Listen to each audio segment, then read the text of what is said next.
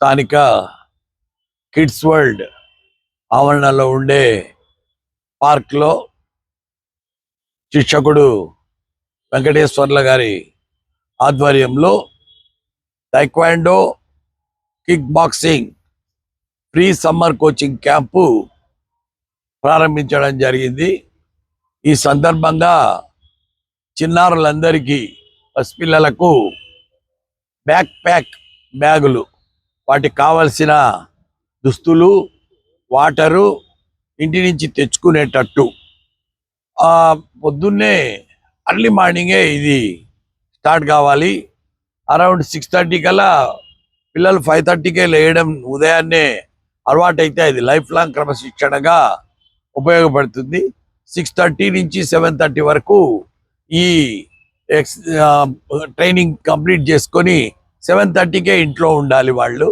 ఎందుకంటే ఇది భానుడి ప్రతాపం చాలా ఎక్కువ చూపిస్తున్నాడు ఈ సంవత్సరము.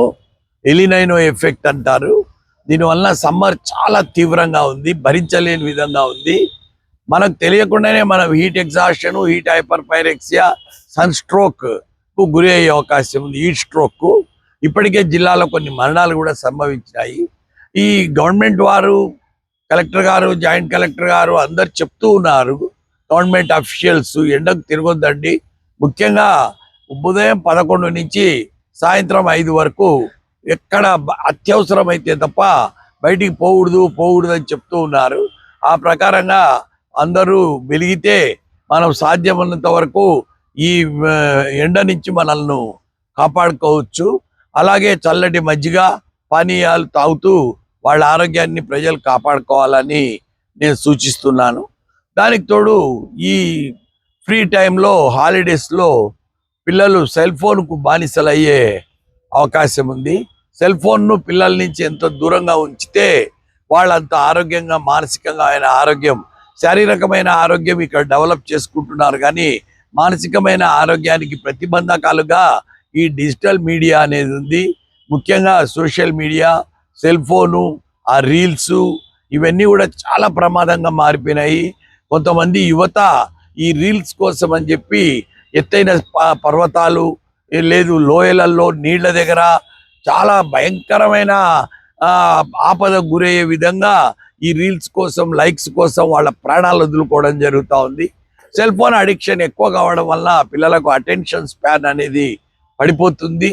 కొంతమంది పిల్లలు సెల్ ఫోన్ ఇవ్వనందుకు కూడా ఆత్మహత్య చేసుకున్న వాళ్ళు ఉన్నారు. తల్లిదండ్రులు ఈ యొక్క సెల్ ఫోన్ అడిక్షన్ అనేది అతి భయంకరమైన అడిక్షను.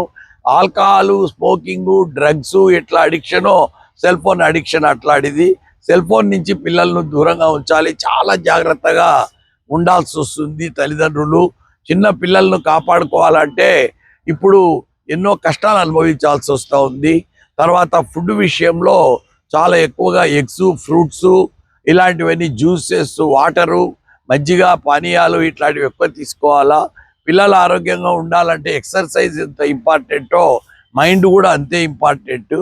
ఇక్కడ ఈ టైక్వాండో, కరాటే, మార్షల్ ఆర్ట్స్లో ప్రాణాయామము, యోగా, ధ్యానము, ఫిజికల్ ఎక్సర్సైజ్ అన్ని మిళితమై ఉండడం వలన వాళ్ళ శరీరము, దేహదారుఢ్యము, అదేవిధంగా మైండ్ కూడా కాన్సన్ట్రేషను, తర్వాత ఏకాగ్రత అవి డెవలప్ కావడం వలన వాళ్ళు ఉత్తమ పౌరులుగా ఎదుగుతారు.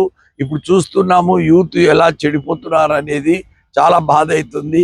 సమాజాన్ని కాపాడుకోవాల్సిన బాధ్యత అందరి చేతిలో ఉంది. ఒక గవర్నమెంట్ ఇదే కాదు, వాలంటీర్ ఆర్గనైజేషన్స్, థెరపీ సెంటర్స్, చదువుకున్న వాళ్ళు, యువతను ప్రోత్సహిస్తూ పిల్లలను కూడా హెల్త్, ఎక్సర్సైజు, తర్వాత మైండ్ కంట్రోలు, వీటిలో ట్రైనింగ్ ఇవ్వాల్సిన బాధ్యత ఎంతో ఉందని నేను మరీ చెప్తూ గుర్తు చేస్తున్నాను. Thank you.